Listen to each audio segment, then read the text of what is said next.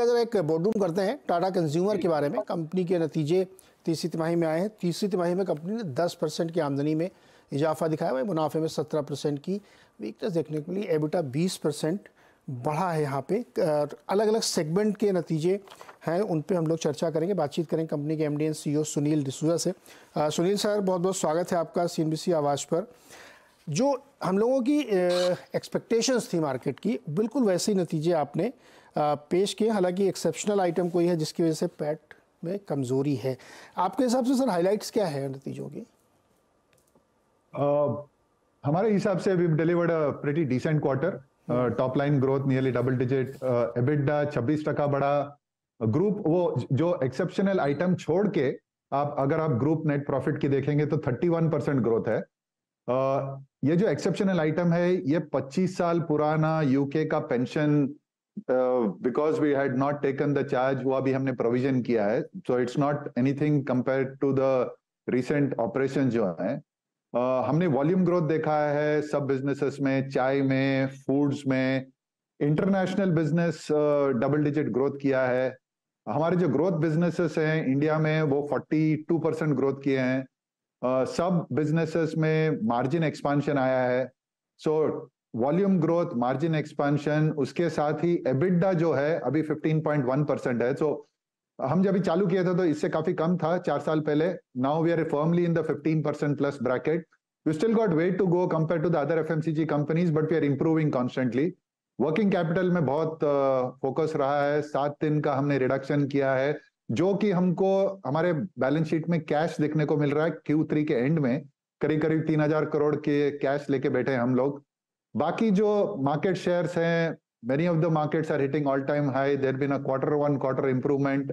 Innovations big focus, 5.3% this quarter versus last year same quarter 3%। And more importantly हमने 2 acquisitions announce किए हैं जो अभी हमारे ग्रोथ को और बढ़ावा देंगे। Capital Foods, which helps processed foods primarily in India and a little bit internationally as well. And Organic India, which is a completely different category, high premium products, supplements, as well as tea and infusions. दोनों का gross margins fantastic है और growth opportunities top line की बढ़िया है। Okay, interesting. ये sir ये जो वन ऑफ हुआ है, ये क्या टेटली का था क्या? हाँ जी, जो टेटली टेक ओवर से पहले का था पेंशन फंड में। We are looking to figure out how we can take the entire pension off the balance sheet. जब भी हमने उसका डिटेल में whatever investigations किया, so 25 years back there was a particular provision जो इस पेंशन फंड ने नहीं लिया था। बाकी काफी कंपनियों का ये प्रॉब्लम रहा है, तो अभी इस क्वार्टर में हमने वो प्रोविजन ले लिया, because ultimately we want to move the pension of the balance sheet. जी, और कोई वन ऑफ तो नहीं आने वाला अगले 1-2 क्वार्टर में? अभी फिलहाल तो one of depends on what we do in terms of organic inorganic activities.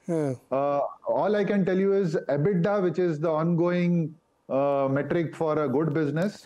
EBITDA will continue to be very very strong. Okay sir, ये स्टारबक्स में थोड़ा सा नरमी देखने को मिल रही है, इन जनरल है ये या कोई स्पेसिफिक रीजन?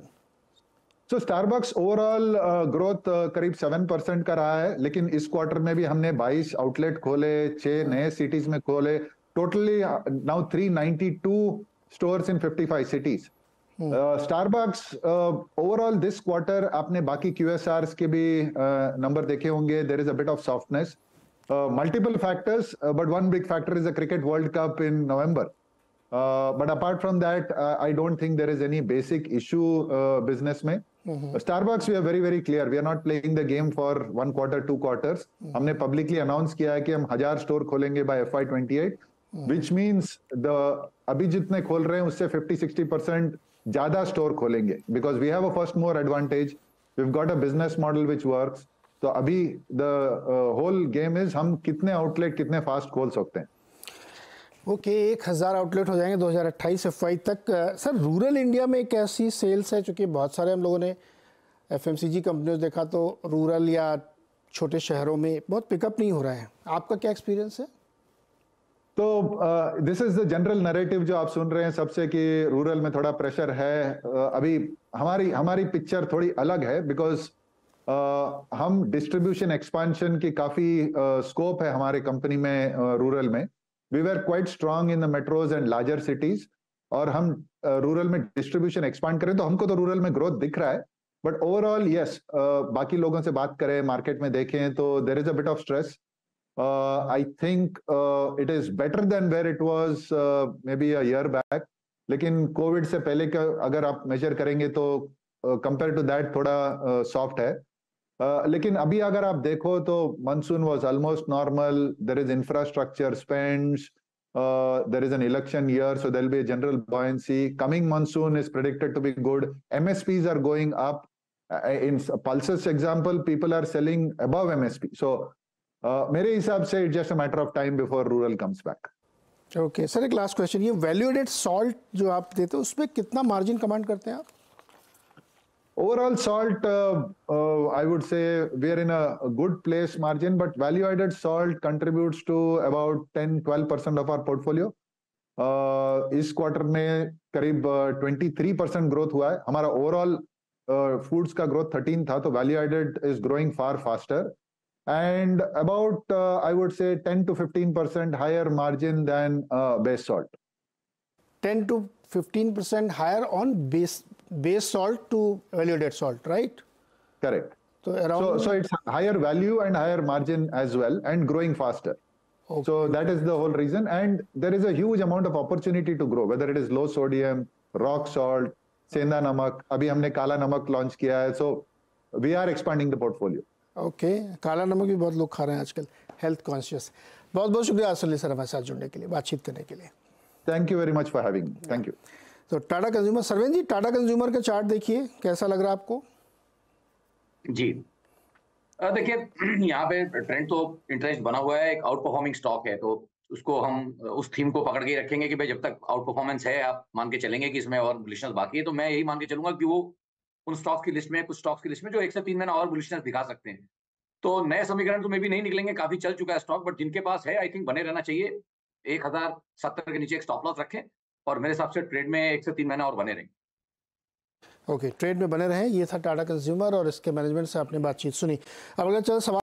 बता दें कि मनी कंट्रोल पर दिए गए विचार एक्सपर्ट्स के अपने निजी विचार होते हैं. वेबसाइट या मैनेजमेंट इसके लिए उत्तरदायी नहीं है. यूजर्स को मनी कंट्रोल की सलाह है कि कोई भी निवेश निर्णय लेने से पहले सर्टिफाइड एक्सपर्ट की सलाह लें.